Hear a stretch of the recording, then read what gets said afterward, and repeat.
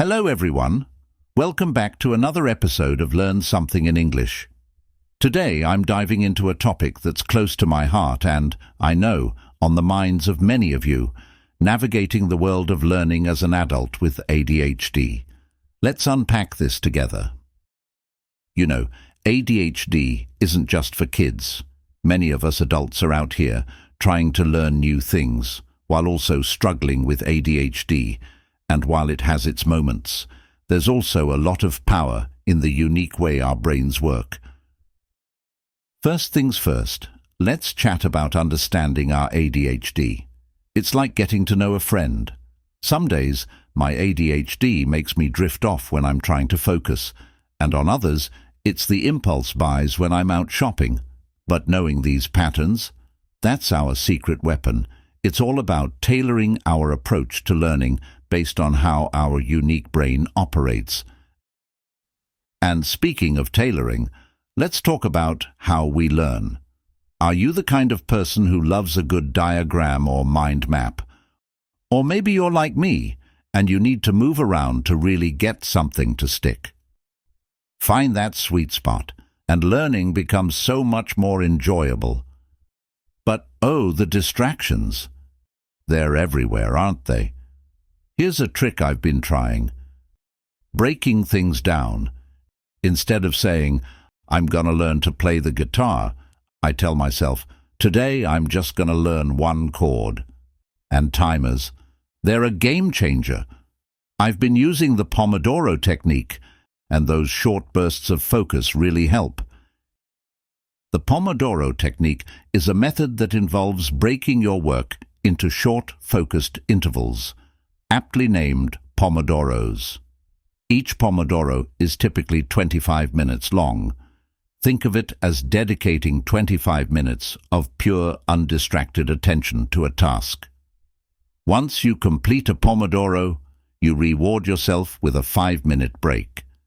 And after you've completed 4 Pomodoros, you take a longer break, around 15 to 30 minutes. Let's walk through an example. Say you're working on a report for work. Instead of trying to power through for hours on end, you'd set a timer for 25 minutes and dedicate that time solely to the report. No checking emails, no social media, no distractions. After the timer goes off, you take a 5-minute break. Stretch, grab a coffee, or just breathe. Then you dive back in for another 25 minutes. After 4 rounds, you'd take a longer break to truly recharge. So why is this technique so beneficial? By setting a timer, you're creating a commitment to focus on one task. It's a psychological trick that tells your brain, it's just 25 minutes, I can do this. These act as a reset button. They reduce mental fatigue, ensuring that each Pomodoro is as productive as the first. You become more aware of time and how you spend it. Over time, you'll get a better sense of how long tasks actually take, improving your planning and time management skills. By taking regular breaks and pacing yourself, you're less likely to feel overwhelmed or burnt out. There's a certain satisfaction in completing Pomodoros. It gives a sense of progress, which can be motivating, especially for larger tasks. To get started, all you need is a timer. There are plenty of Pomodoro apps available, but even the timer on your phone will do. The key is consistency. Like any new habit, it might feel strange at first, but give it a few days, and you might just find it transformative. Having a spot, any spot, tells my brain it's time to get down to business. Now, let's get real about motivation. We've all been there, right? Super excited at the start, and then the enthusiasm wanes. What keeps me going is remembering my why. Was it to impress at karaoke night, or just to prove to myself I could? And every little win, like finally getting that chord right, or mastering a new phrase in a foreign language, deserves a mini celebration. And hey, if you ever want to share your progress or need a little pep talk, shoot me a message. We're in this together. Transitioning a bit, let's talk about the environment. The space around us can either be a catalyst for learning or a major roadblock, especially with ADHD. Ever tried reading a dense book with the TV blaring in the background? Not the easiest, right? So, curate your environment. Maybe it's noise-cancelling headphones, or perhaps it's a specific playlist that gets you in the zone. For me, it's a mix of ambient sounds and instrumental music. And speaking of environment, let's not forget the digital one. With the world at our fingertips, it's so easy to fall down the rabbit hole of endless information. But here's a tip.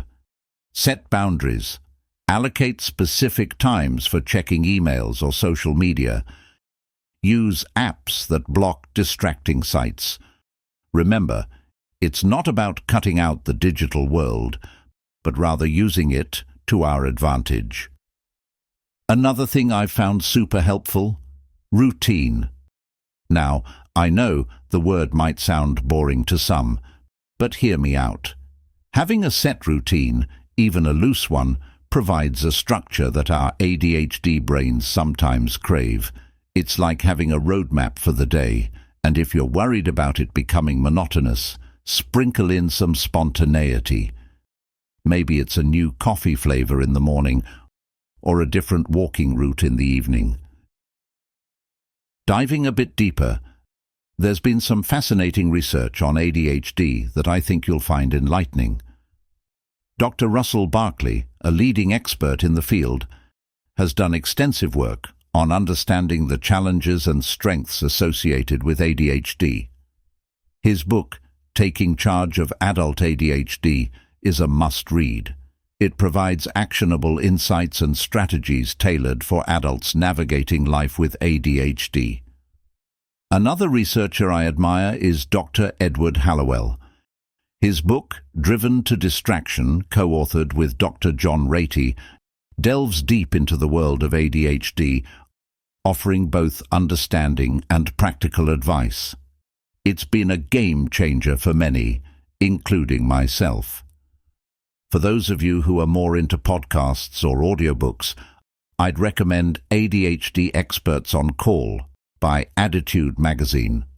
They often feature interviews with top researchers and experts in the field, providing a wealth of knowledge in bite-sized episodes.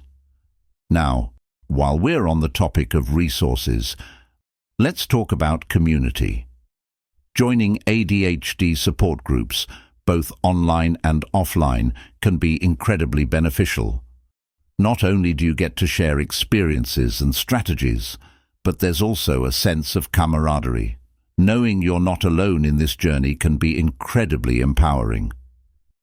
And for those days when reading a book or joining a group feels a bit too much, remember the power of small steps. Maybe it's just listening to a 10-minute podcast episode or reading a single chapter. Every bit counts, and every bit helps in understanding and managing ADHD better. Lastly, and this is crucial, be kind to yourself. There will be days when everything clicks, and then there will be days when it feels like you're trudging through mud. And that's okay. Progress isn't always a straight line. Celebrate the highs, learn from the lows, and remember that every day is a new opportunity. All right. That's all for today. I hope some of these insights resonate with you and help you on your learning journey. Remember, with ADHD or without, we're all on this lifelong journey of learning and growth. Stay curious, stay compassionate, and until next time, keep mastering your mind.